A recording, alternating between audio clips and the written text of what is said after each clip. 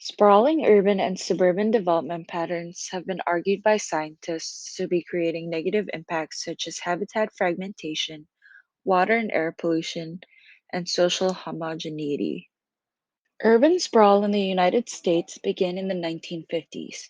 This was a result of people wanting to live outside the city to avoid traffic, noise, crime, and other problems, as well as to have homes with more square footage and yard space. This has produced large metropolitan areas with low population densities interconnected by roads. People who live in the suburbs have to get around by automobile. Suburban sprawl has caused negative effects on human health and the environment.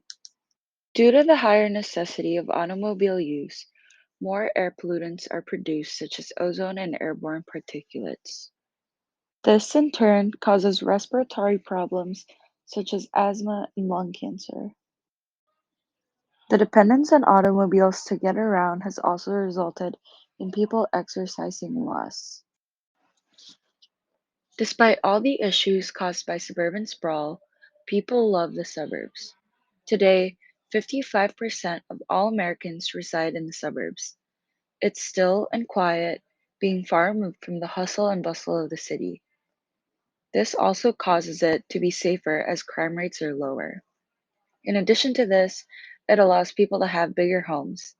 This is especially appealing to families.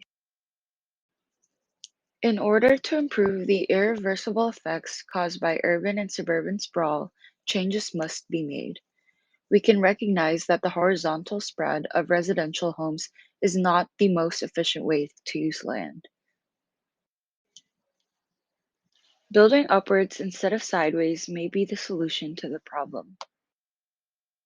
Avoiding traffic would be satisfied with all the amenities needed in one tall building.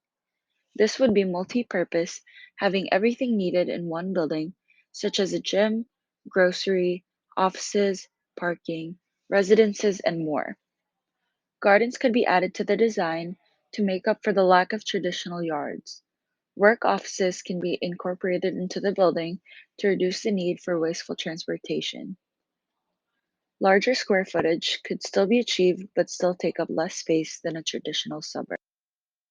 It's Alive is the concept of a socio-technological tall building fulfilling multiple roles in response to the changing needs of our society and planet.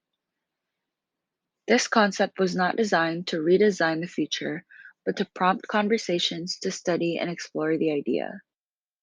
This can be done on a smaller scale to be placed in already existing neighborhoods. Depending on the size of the land available, such a building could be as small as a few floors high or as large as a small city within a building. Imagine being able to walk from your house down a few blocks to a building housing every necessity one can think of: a gym, a library, a coffee shop, a lawn, a hospital, and more. In the farther future, it could even include a station for public transportation connecting neighborhoods. This would be more than just a mall or a community center.